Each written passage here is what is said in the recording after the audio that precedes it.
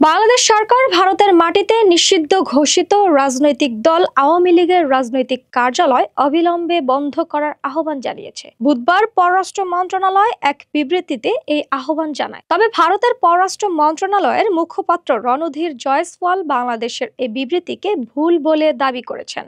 বাংলাদেশের পররাষ্ট্র মন্ত্রণালয়ের বিবৃতিতে বলা হয়েছে, নিষিদ্ধ রাজনৈতিক দলের পলাতক নেতাকর্মীদের মাধ্যমে ভারতের মাটিতে বৈধ বা অবৈধ কার্যালয় স্থাপন এবং বাংলাদেশের স্বার্থবিরোধী যে কোনো রাজনৈতিক কর্মকাণ্ড এদেশের জনগণ ও রাষ্ট্রের বিরুদ্ধে সুস্পষ্ট চ্যালেঞ্জ।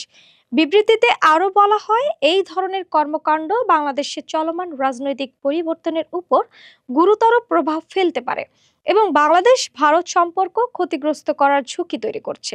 বিবৃতিতে সতর্ক করে বলা হয়েছে, এই বিষয়টি বাংলাদেশের জনমতকে উত্তেজিত করতে পারে এবং দুই দেশের সম্পর্ক ঘনিষ্ঠ করার চলমান প্রচেষ্টাকে প্রভাবিত করতে পারে। তাই বাংলাদেশ সরকার ভারত সরকারের প্রতি আহ্বান জানাচ্ছে, তারা যেন এ ব্যাপারে অবিলম্বে ব্যবস্থা গ্রহণ করে।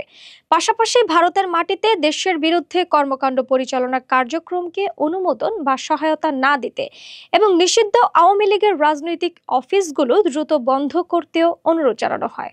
বিবৃতিতে চলতি বছরের 21শে জুলাই দিল্লি প্রেস ক্লাবে একটি এনজিওর আড়ালে আওয়ামী লীগের কিছু নেতার গণসংযোগ কর্মসূচির কথা উল্লেখ করা হয়। ভারতের পররাষ্ট্র মন্ত্রণালয়ের মুখপাত্র রণধীর জয়সওয়াল বলেছেন, ভারতে আওয়ামী লীগের বাংলাদেশ বিরোধী কর্মকাণ্ড সম্পর্কে দেশটির সরকার অবগত নয়। তিনি জোর দিয়ে বলেন, ভারতের মাটিতে অন্য কোনো দেশের বিরুদ্ধে রাজনৈতিক কর্মকাণ্ড করতে দেওয়া হয় না। ফলে বাংলাদেশের অন্তর্বর্তী সরকারের বিবৃতিটি ভুল।